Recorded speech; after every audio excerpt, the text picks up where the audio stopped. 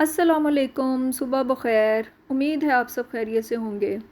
जी, तो आज है संडे और संडे को उठने के बाद मेरा जो सबसे पहला काम होता है वो होता है पौधों को शॉवर के साथ वॉश करना और साथ में फिर पौधों को पानी भी लग जाता है।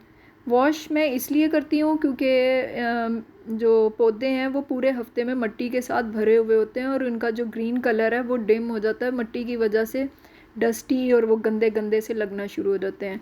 शॉवर से वॉश करने के साथ वो ऐसे खिले खिले से हैं जो वो लगना शुरू हो जाते हैं। तो शॉवर से वॉश करने के बाद इनको पानी लगाती हूँ और जिस बेंच पे मैंने ये पौधे रखे हुए हैं उस बेंच को भी वॉश करती हूँ क्योंकि उस पर भी डस्ट होती है।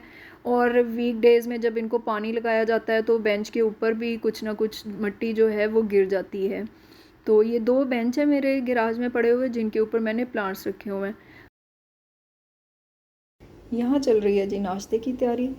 ये बन रहे हैं फ्रेंच टोस्ट और ये बन रहा है ऑमलेट और पराठे जो हैं बन के जा चुके हैं। एक्चुअली ये मैं इसलिए शूट कर रही हूँ, आपको ये दिखाना था जो मैंने दराज से ऑर्डर किया था। तो इसका चलें अब आपको दिखाती हूँ कि क्या फ़ायदा होगा। एक तो आपने अगर पैन को अपने को ग्रीस करना है तो उसके लिए आपको आराम है कि आप इस तरह से ऑयल लगाएं और उसके बाद इसको ग्रीस कर लें।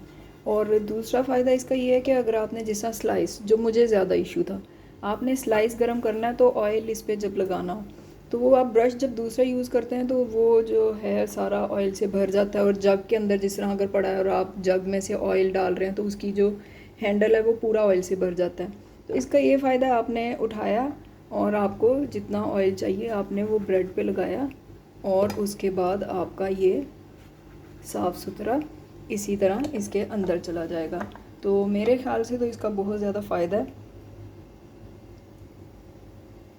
और ये काफ़ी इस्तेमाल में आसान भी रहेगा। आजकल जी मेरे पास कोई हेल्पर नहीं है तो यहाँ पे चल रही है साथ साथ सफाई। संडे को वैसे भी नहीं आती है तो उस दिन तो करनी पड़ती है, लेकिन स्पेशली अब तो डीप क्लीनिंग करनी पड़ रही है क्योंकि काफ़ी दिन से मेरे पास कोई थी नहीं हेल्पर। अब मिट्टी तो ऐसे ही इकट्ठी होती है, 2 दिन सफाई ना करो जैसे कोई महीनों से जो है ना वो सफाई नहीं हुई। झाड़ू लग चुका है, अब जी बारी है मॉप लगाने की। तो अच्छा, इस मॉप का भी मैंने आपके साथ शेयर करना था। ये मैंने दराज से नहीं बाय किया, लोकल मार्केट से बाय किया। वैसे ये दराज से भी मिल जाता है।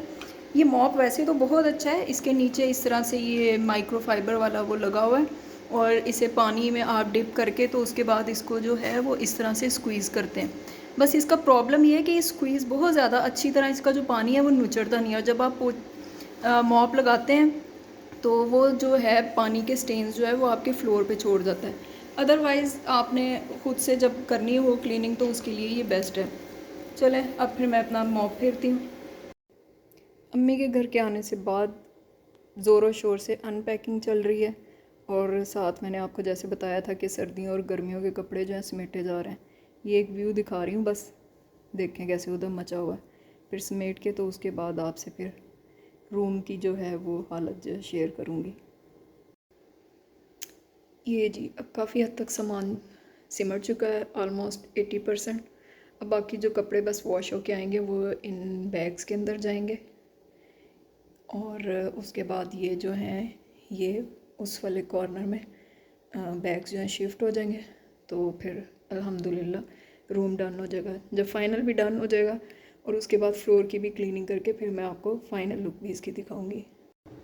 जी तो अल्हम्दुलिल्लाह सारी सफाई हो चुकी है। जैसा कि फ़्लोर आपको लश पश करता हुआ चमकदार नज़र आ रहा होगा। और उसके बाद जो रूम जिसको मैं एज आ स्टोर यूज़ करती हूँ, आपको पता था इतने दिनों से वो बिखरा हुआ था, आज बिल आखिर उसकी सारी जो है वो सफाई हो गई है। ये देखें जी,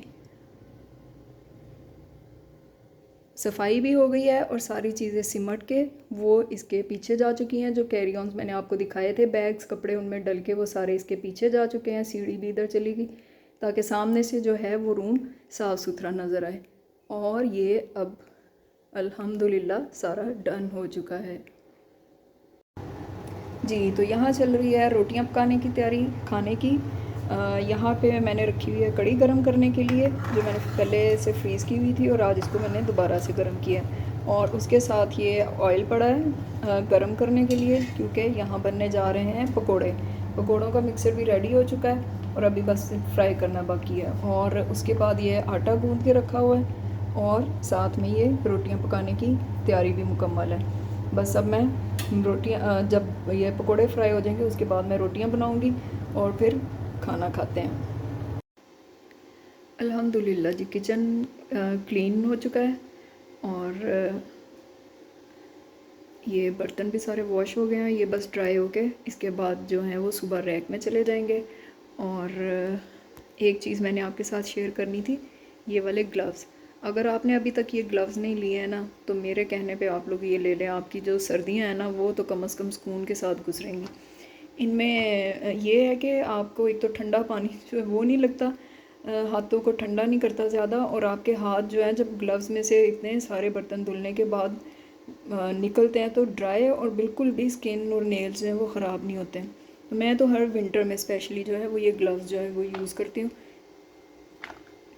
क्योंकि मेरी हेल्पर जो है वो आके चली जाती है। रात में मैंने खुद ही वॉश करने होते हैं, तो इसलिए मुझे फिर इसकी वजह से बहुत ज़्यादा आसानी रहती है।